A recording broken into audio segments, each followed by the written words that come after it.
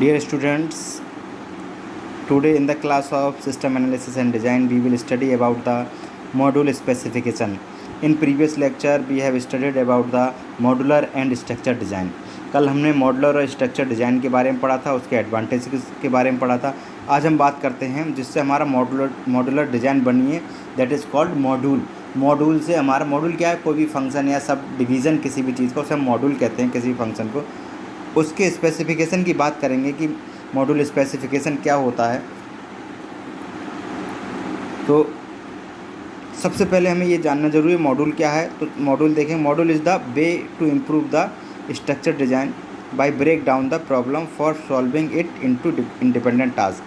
Module क्या है, एक तरीका है जिसके द्वारा हम किसी भी स्ट्रक्चर डिज़ाइन का इम्प्रूवमेंट कर सकते हैं, यानी उसमें इम्प्रूव जो भी करना हो हमें बड़ा वो कर सकते हैं. By breaking down the problem for solving it into the independent task. किसके थ्रू, प्रॉब्लम को छोटे छोटे भागों में इंडिपेंडेंट टास्क में डिवाइड करके.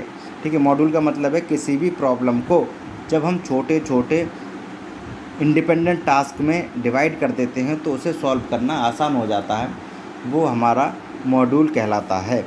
और स्पेसिफिकेशन क्या है, a specification of module specify what a module is supposed to do.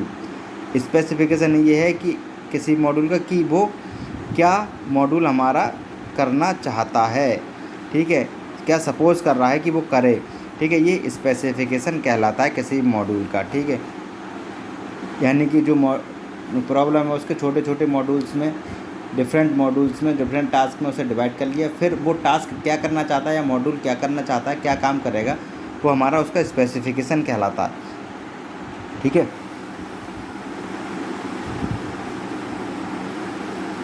The main goal is to provide specifications sufficiency precise and complete that other pieces of software can be written to interact with the pieces specified without additional information. इसका मतलब है जो main goal है specification provide करने का, वो है sufficiency, precise and complete that other pieces of software. यानी सॉफ्टवेयर के जितने भी अदर पीसेज हैं उन्हें कंप्लीट करना, प्रिसाइज करना. Can be written to interact with the piece specified without additional information. और बिना किसी एडिशनल इन्फॉर्मेशन के जो भी पीसेज, मतलब जो हमने डिवाइड किए हैं, सब टास्क हैं, टुकड़े हैं जो भी किसी प्रॉब्लम के, उनसे इंटरेक्ट करना उनकी एडिशनल इन्फॉर्मेशन के साथ. ठीक है, then second, the secondary goal is to include the specification no more information that necessary to meet the first goal. ठीक है, सेकेंडरी गोल इसका है, ये इंक्लूड करता है स्पेसिफिकेशन और नो मोर इन्फॉर्मेशन, ज़्यादा इन्फॉर्मेशन नहीं, केवल स्पेसिफिकेशन को इंक्लूड करता है जो कि ज़रूरी है फर्स्ट गोल को प्राप्त करने के लिए. फर्स्ट गोल ये है और सेकंड गोल ये है स्पेसिफिकेशन का. ठीक है, अब एडवांटेज ऑफ मॉड्यूल्स की बात करते हैं. मॉड्यूल्स के क्या क्या एडवांटेज हैं. मॉड्यूल क्या करता है, it break down the problem into independent module. जो मॉड्यूल है वो क्या है, किसी प्रॉब्लम को डिफरेंट इंडिपेंडेंट मॉड्यूल्स में ब्रेक डाउन यानी कि उसे तोड़ देता है या डिफ्रेंशिएट कर देता है. So the complexity of the problem can be minimise. जिससे क्या होता है, प्रॉब्लम की जो कॉम्प्लेक्सिटी है वो मिनिमाइज हो जाती है, जो भी प्रॉब्लम है वो बढ़ जाती है और उसे सॉल्व करना आसान हो जाता है. इससे क्या होता है, उसकी कॉम्प्लेक्सिटी जो है प्रॉब्लम की वो मिनिमाइज हो जाती है. Each independent module can be easily assigned to the various members of the development team. Each independent module, जितने भी सारे इंडिपेंडेंट मॉड्यूल जो हैं वो इजीली असाइंड होते हैं various member to the development team. Development team के जितने भी मेंबर होंगे उनके लिए वो जो मॉड्यूल जिसे हम कह सकते हैं इंडिपेंडेंट टास्क जो है, ठीक है, उन्हें मॉड्यूल कहेंगे. मान लीजिए कोई प्रॉब्लम है, उससे हमने 5 भागों में बांट दिए, 5 इंडिपेंडेंट टास्क के 5 मॉड्यूल्स में बांट दिया. फिर जो 5 मॉड्यूल्स में जब हमने उसे बांटा है तो जो हमारी डेवलपमेंट टीम होगी तो उसमें क्या करेंगे, जो भी हमारे 5 मॉड्यूल हैं वो एक एक पर्सन को हम हैंड ओवर कर देंगे कि इस मॉड्यूल पर वर्क आप करेंगे और इसका सॉल्यूशन हमें देंगे. तो क्या है, जो जितने भी वेरियस मेंबर होंगे वो मॉड्यूल्स को इजीली असाइन कर दिए जाएंगे मॉड्यूल के लिए कि वो इस मॉड्यूल पर काम करें और जो भी प्रॉब्लम आए उसे सॉर्ट आउट करें। Then module can be easily run and tested independently from other. इससे क्या होगा, अलग अलग मॉड्यूल अलग अलग टेस्टेड होंगे इंडिपेंडेंटली और अलग अलग उन पर वर्क होगा, टेस्टिंग होगी, अलग अलग रन करा के देखे जाएंगे। ठीक है, तो ये था हमारा मॉड्यूल स्पेसिफिकेशन और मॉड्यूल के एडवांटेजेस। अब हम बात करेंगे मॉड्यूल कपलिंग की। ठीक है, कपलिंग का मतलब है किसी से कपल बनाना, युग्म बनाना। ठीक है, coupling is the measure of the independence of component के इंडिपेंडेंस को नापना कपलिंग कहलाता है। यानी कि जो कंपोनेंट है हमारा वो कितना इंडिपेंडेंट है, मतलब खुद पर कितना इंडिपेंडेंट है या दूसरों पर कितना इंडिपेंडेंट है, वो उसे नापना, मेज़र करना कपलिंग कहलाता है। It defines the degree of dependency of each module of system development on the other. ये जो है डिपेंडेंसी की डिग्री को डिफाइन करता है, जितने भी मॉड्यूल हैं उन सब की, of system development on the other, यानी कि सिस्टम डेवलपमेंट में जितने भी मॉड्यूल हैं उनकी डिपेंडेंसी की डिग्री को डिफाइन करता है हमारा मॉड्यूल कपलिंग। इन प्रैक्टिस, अगर प्रैक्टिस की बात करें तो this means the stronger the coupling between the modules in A system. यानी कि इसका मतलब ये है कि सिस्टम के अंदर अगर मॉड्यूल की कपलिंग स्ट्रोंगर होगी, the more difficult it is to implement and maintain the system. तो क्या होगा कि सिस्टम को मेंटेन करना और इम्प्लीमेंट करना बहुत ज़्यादा डिफ़िकल्ट हो जाएगा। ठीक है, तो each module should have simple clean interface with other module. जितने भी मॉड्यूल हैं उनका जो इंटरफेस है वो सिंपल क्लीन होना चाहिए दूसरे के साथ। That the minimum number of data elements should be shared between modules. और मॉड्यूल्स के जितने भी डेटा एलिमेंट्स हैं उन्हें प्रॉपर्ली इक्वल तरीके से शेयर किया जाना चाहिए। ठीक है,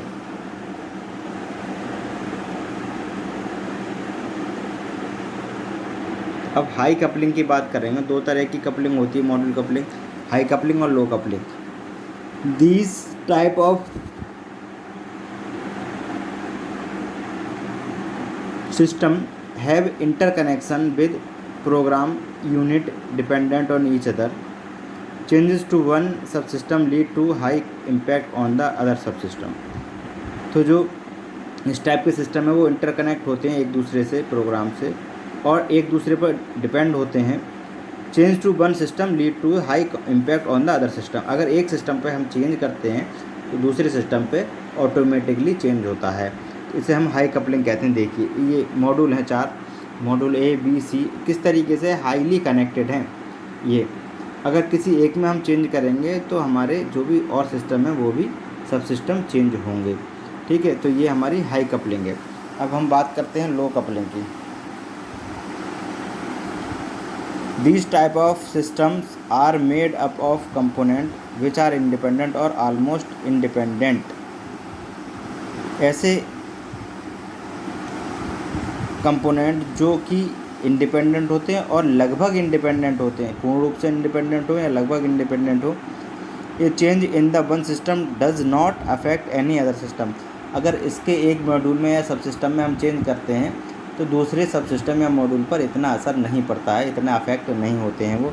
जैसे कि ये देखिए ज़्यादा हाईली कनेक्टेड नहीं है, सिंपली कनेक्टेड है। अगर एक में हम चेंज करेंगे तो वही बाकी सिस्टम को अफेक्ट नहीं करेगा। ठीक है, अगर मॉड्यूल ए में चेंज करते हैं तो वो मॉड्यूल डी में अफेक्ट नहीं करेगा। ठीक है, इस तरीके से हम इसे लो कपलिंग कहते हैं।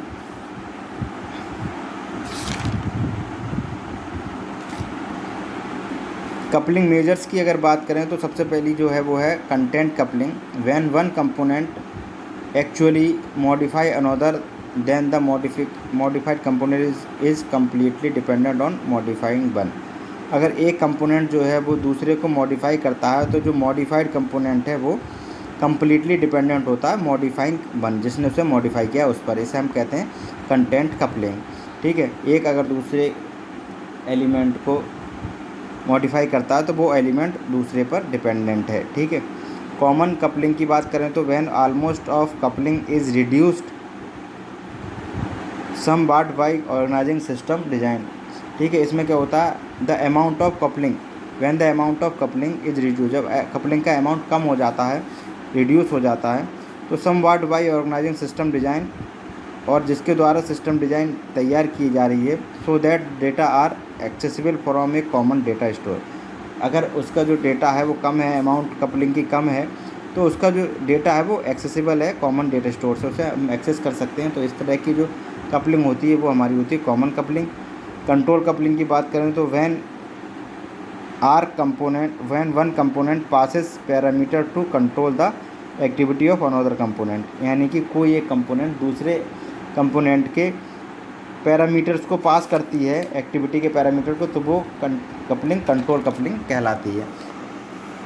देन स्टैम्प कपलिंग की बात करें तो when data structures is use to pass information from one component to another. Stamp coupling का काम है जब डेटा स्ट्रक्चर जो पास है उसे पास इंफॉर्मेशन को यूज़ करता है, किसके लिए, कंपोनेंट टू अदर, दूसरे कंपोनेंट की इंफॉर्मेशन को पास की तरह यूज़ करता है, वो हमारी स्टैम्प कपलिंग कहलाती है। Data coupling when only data is passed then component are connected by this coupling. ठीक है, जिस कपलिंग के कंपोनेंट कनेक्टेड हैं उसमें केवल डेटा को पास किया जाता है, ऐसी कपलिंग हमारी डेटा कपलिंग कहलाती है। तो ये जो मेजर्स थे 5 टाइप के, content coupling, common coupling and control coupling and stamp coupling, data coupling, ये यहाँ कंप्लीट हुए। आज के वीडियो लेक्चर में स्टूडेंट्स इतना ही। कल हम नए टॉपिक के बारे में बात करेंगे। इंपॉर्टेंट टॉपिक है कपलिंग का, ध्यान से पढ़ लीजिएगा। Okay, thank you students.